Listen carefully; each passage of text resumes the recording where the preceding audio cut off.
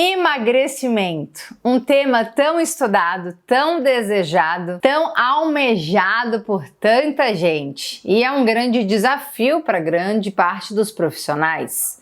Um grande desafio para grande parte das pessoas que estão na luta contra a balança, e hoje eu pretendo trazer dicas úteis, fáceis, para poder fazer você ampliar a sua visão e o seu conhecimento de como que a gente pode ser feliz com as nossas escolhas alimentares e de estilo de vida e ao mesmo tempo liberar esse peso extra da inflamação que não pertence a ninguém. Até porque a gente precisa entender e olhar para esse assunto como um assunto de saúde pública. A gente sabe que os graus de obesidade e sobrepeso aumentaram muito. O Brasil já está se encaminhando para ser uma população semelhante à população americana e isso é preocupante, porque isso aumenta os riscos de várias outras doenças, como as doenças cardiovasculares, as próprias demências, a diabetes, as doenças metabólicas, hipertensão e tantas outras comorbidades associadas com excesso de peso, excesso de inflamação. A gente precisa combater isso, tratar isso de forma mais leve e de forma mais eficaz. E aqui hoje eu vou trazer informações sobre como que a medicina chinesa e a dietoterapia chinesa e a medicina do estilo de vida, que é esse combo que eu misturo aqui de conhecimento, é o que eu ensino nos meus cursos e formações também, para poder te ajudar no tratamento, né, do emagrecimento e acelerar aí esse processo, tá? Antes disso, se você ainda não segue o canal, siga, comece a seguir o canal, ative o sininho de notificação para que você fique sempre por dentro de tudo que estiver no ar aqui. Toda semana eu me empenho para te entregar conteúdos relevantes. Deixe o seu like, porque assim o YouTube também entende que esse conteúdo é relevante e compartilhe com as pessoas que podem se beneficiar desse conhecimento. Vamos lá, como que a gente entende isso e como que hoje em dia tem grandes resultados, não só com pacientes, mas com alunos, né? A felicidade de ver alunos como essa, que já perderam aí mais de 30 quilos, apesar de nesse momento, né, tava aí em quase 28 quilos, é uma bariátrica natural, né? E isso não é incomum da gente ver dentro da comunidade de dietoterapia chinesa, porque as pessoas seguem um método. E parte desse método eu vou compartilhar aqui com você hoje. Então vamos lá, a primeira coisa que a gente precisa fazer é corrigir a rotina de acordo com o relógio biológico. Eu falo do relógio biológico muitas vezes aqui no canal, justamente porque essa é a base do nosso entendimento de como que o nosso corpo pode funcionar bem, de forma saudável e plena, respeitando o ritmo da natureza e o nosso próprio ritmo circadiano. Então, quando a gente respeita isso, a gente consegue organizar a nossa rotina e os horários das nossas refeições. Então, a primeira coisa de tudo é organizar os horários das refeições. Passar a fazer um bom café da manhã, ser a principal refeição do dia, uma das principais refeições do dia, um bom almoço e uma janta muito leve e muito cedo, até no máximo às 19 horas. Sem mudar o que você come, só de ajustar os horários, as coisas já mudam de configuração e eu tenho muita experiência para te afirmar o que eu estou falando aqui. Então comece a mudar isso. Oriente os pacientes que você atende, se você é profissional, a organizar. Só essa rotina já vai mudar muita coisa e começar o corpo a desinchar, desinflamar. Porque dessa forma a gente garante melhor eficiência metabólica e digestiva pela manhã, que é quando os órgãos responsáveis por isso estão em seu máximo funcionamento, e a gente garante uma boa noite de sono, que é fundamental para o processo de emagrecimento, porque é uma das principais funções do sono, uma das principais funções do organismo, inclusive, durante o sono, é o processo de desintoxicação. E para emagrecer tem que desintoxicar, né? Liberar aí as toxinas e inflamações acumuladas no corpo ao longo do dia, ao longo da vida, né? Então a gente precisa garantir uma boa noite de sono. Muitos dos problemas das pessoas que estão aí lutando contra a balança tá na refeição da noite. São pessoas que normalmente o padrão se repete, não sentem fome pela manhã, não pulam, né, esse café da manhã, não comem de manhã e elas vão comer muito à noite.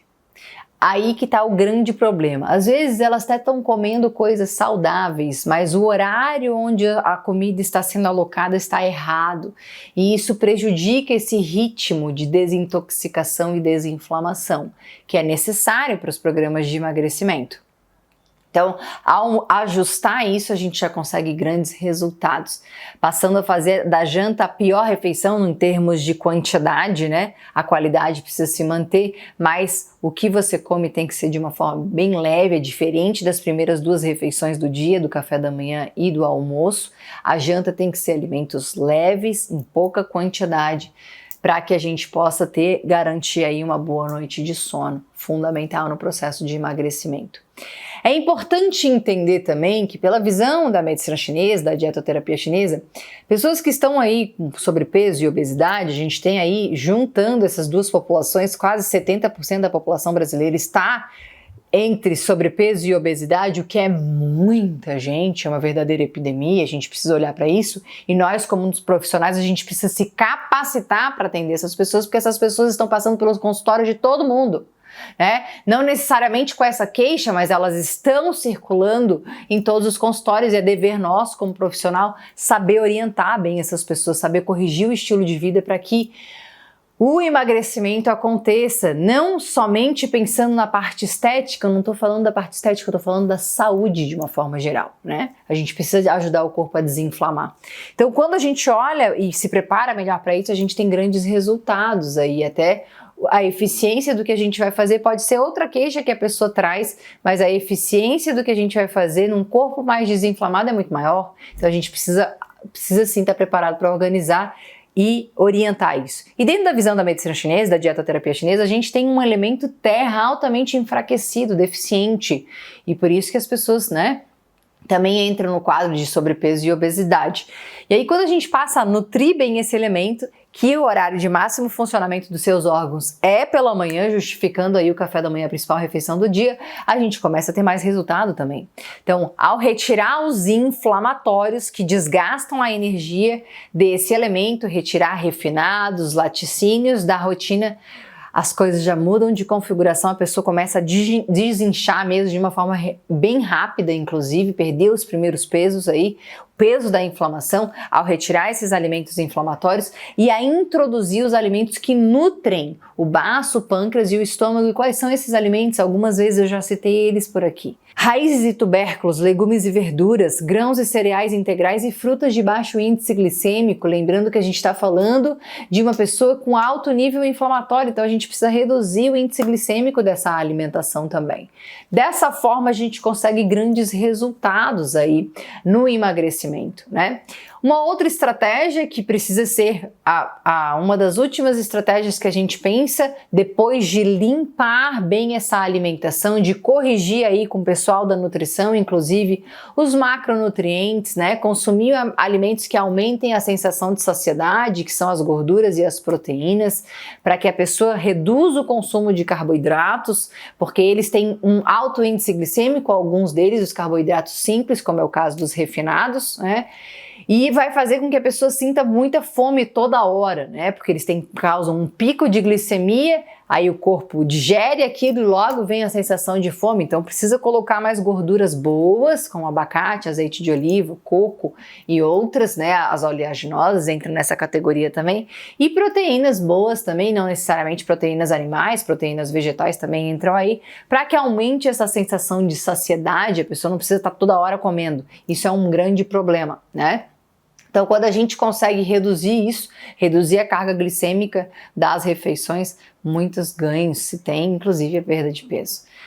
E aí, uma das últimas estratégias a fazer depois de limpar tudo isso, a gente tem uma estratégia muito interessante para alguns casos, que é o jejum intermitente, que não necessariamente precisa pular uma refeição, mas sim permitir com que o pâncreas entre de férias por algumas horas, no mínimo 12 horas todo mundo deveria fazer de jejum, que é comer até as 19 horas no jantar e passar a fazer o café da manhã a partir das 7 horas da manhã. Pronto, a gente deu 12 horas de jejum para o corpo para ele se restabelecer, ele desintoxicar, não tá toda hora trabalhando, Mas tem como aumentar esse período de jejum mesmo sem pular uma refeição. Se você antecipar o seu jantar para as 18 horas e colocar lá o café da manhã é para 8, 9, eu já ganho mais 3 horas, eu ganho 15 horas de jejum, que é maravilhoso, para usar esse excesso de energia que tem concentrado aí nas células de gordura.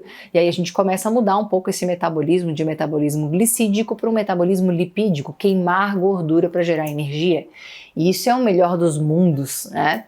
Então, e se for pular uma refeição, que seja o jantar e não o café da manhã? A gente começa aí a ter, não é para todo mundo, tem que ser bem acompanhado por profissionais que sabem o que estão fazendo. Não é a primeira estratégia, sim, limpar a alimentação primeiro, mas pode funcionar muito bem nos programas de emagrecimento. Além disso, para fechar, a gente precisa ter um gasto calórico maior do que entra, né? Para perder o excesso de energia que eu tenho, eu preciso gastar, e para isso eu preciso me movimentar. Quem só come e fica parado vai virar aquele acúmulo, excesso de comida vai virar excesso de gordura. Isso é uma matemática bem fácil de entender. Então, quando eu me movimento, quando eu faço exercício físico todos os dias, de preferência, nesse caso, exercícios aeróbicos para gastar mesmo essa energia em excesso, aí eu começo a equilibrar essa balança do que entra e do que gasta. Essas pessoas estão precisando mais gastar do que entrar, né? Claro, mantendo aí, né, toda a entrada para manter as necessidades fisiológicas bem atendidas, sem sofrimento, sem passar fome. Isso é possível, tá? Eu espero que esse conteúdo tenha te ajudado a despertar e dar dicas de algumas coisas que você pode botar em prática a partir de agora mesmo. Você que é profissional, te convido a aprofundar muito mais nesses conhecimentos. Dentro da minha formação em dietoterapia chinesa, a gente aprofunda muito mais para você tratar não só esses casos, mas diversos outros.